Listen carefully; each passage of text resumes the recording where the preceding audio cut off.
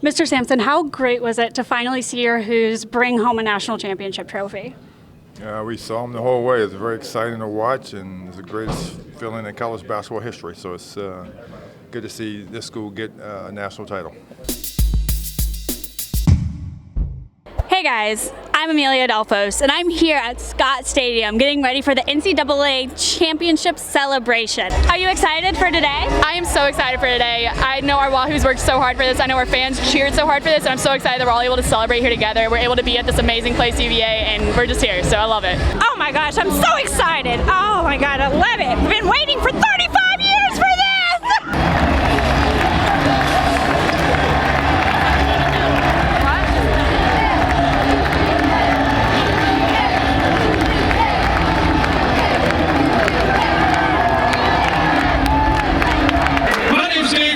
The voice of the Cavaliers, and I had the privilege of having a front row seat to describe one of the greatest stories in the history of college basketball. The great Ralph Sampson. I want to start by asking you, when did you decide that you were going to go this entire road to the national championship, as it turned out, with your alma mater? I decided it 40 years ago. You were part of the first team ever to go to a Final Four here at the University of Virginia. All these years later, what was going through your mind as you were sitting there watching Tony Bennett and his team cut down the nets in Minneapolis on Monday night? Well, you know, as the story goes, the previous year we all got kind of sad, but to come back a year later and be here, the best story in college basketball history. Your 2019 Cavaliers and the head coach, Tony Bennett. Thank you. This is more than we expected. I got to tell you something, and our guys will appreciate this. I want to ask our players this. Do you remember we played Clemson this year? We played at Clemson. We're riding up on the bus, and it was the time where they were going to celebrate the football national championship. And we're riding up on the bus, and the stadium's full. We're getting ready for our noon game, and I remember thinking, man, what would that be like if we ever won a national championship? And you know what? That day is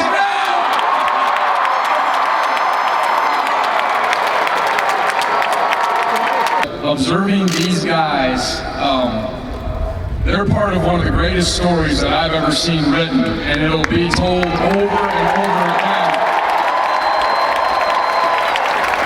And it's what they did, and it united a community, and it certainly united our team beyond basketball. And again, I think it's one of the greatest stories ever told. And these guys, we talked about being kind of strengthened by the blow that cut us down from last year. And what these guys did and how they stepped up and did it is amazing. But again, this is our united celebration that brought everybody together. And all of this is more than I ever expected. So thank you for being here. And this is a great day to celebrate. Freshmen aren't supposed to look that comfortable that quickly on that stage. How were you able to pull it off?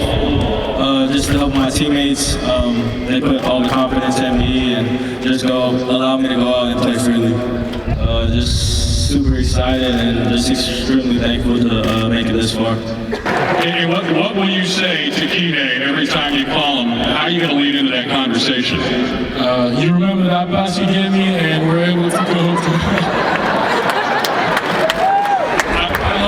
for the first time in a long time. But I got to ask this too. You're kind of the custodian of this hardware here. How did you get to be the guy who carries this thing around everywhere? Jackson around here. He makes me do it every time. Since he's the senior, I gotta do it. That you kept your team in it going into overtime. In regulation, you blocked what would have been the game-winning shot for Texas Tech.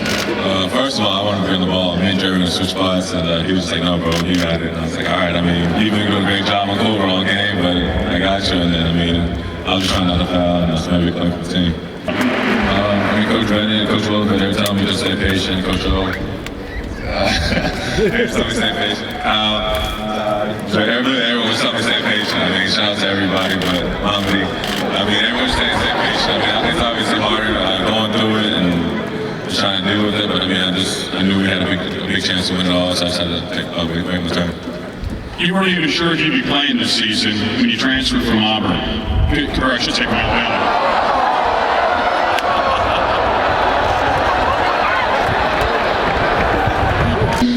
No, this has been amazing. I've had the opportunity to be part of a great team. I met some of my best friends for life being at this school, and thanks for Coach Bennett for letting me come here. I've had an amazing experience. Do you have a favorite moment from all your time here? I'd say just hanging out with my teammates every day. Just the bonds I've made with some of these guys has been awesome, and that's the thing I'm going to carry on after basketball. How much of a chance have you had to be in contact with some of those former players, your former teammates, that helped lay the bricks for this moment here we're sitting on right now? Yeah, for sure. I've said that many times. Those guys have laid the foundation for us to be where we are right now.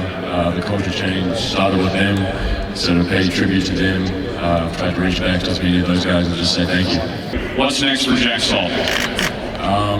Keep playing professionally. Just sign an agent. Nothing like saving the best for last, my man. I wasn't playing well for most of the tournament, but it was the last game of the year. I know I had to be aggressive, and no matter how many shots I missed, I was going to go out being aggressive. What goes through your mind when you hit arguably the biggest shot in the history of the program on a three-pointer to the national championships of overtime? I was honestly hoping that Tyler would pass the ball. He was shooting a lot. So he passed it to me in the corner. It was a good pass. I was in rhythm. It was a shot I shoot all the time in practice, so I decided to knock it down. How long did it take you to process that whole moment? Till the next day, really. I just kept seeing it, and it was just like, it was crazy that it was me and that. You're named the Final Four's most outstanding player. What goes through your mind? Well, at first I was a little bit upset because I felt like Tyler should have got it, but I wish. Yeah, no, I'm the romantic of the group, so. That's how you get married. Right. So, but again, I'm just so thankful for this coaching staff and this team. They have so much confidence in me. So, I was honored to be, the mop. The man behind the mop, whatever you want to call him. You're the MVP, the most outstanding player. Congratulations, Kyle. Thank you, guys. I just wanted to win so bad, with my teammates, with these coaches, with these fans. Just wanted to win, and it's all the work we put in. Brought you one shining moment with a little Virginia flavor. Take it away, Frankie Minoki.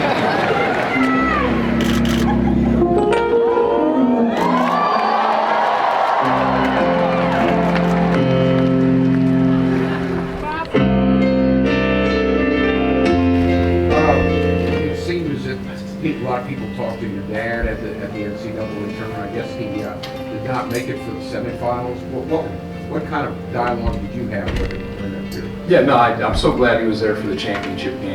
That was great. I just talked to him briefly the day before the semifinal. He said, "Son, I'm not going to be able to make it." I said, "That's fine." I said, "You don't have to come to the." After I said, "You don't have to come to the championship," but for him to observe, he's such a fan of these guys. He said something to me before. He comes for like 2 or 3 weeks in the fall, and he left, and he said, "This is the best team you've had." And he doesn't give out compliments easily, trust me, but he said it really is. He said, "I think you have something special brewing." He said it'll take everything you got, and so I'm so glad that he knew obviously what this group was, and again, we were part of a great story, and so for him to kind of be there and be able to hug your dad, as Kyle gets to hug his family and friends, all of us together, those are the memories that, well, they'll all stay with you, but those are real special.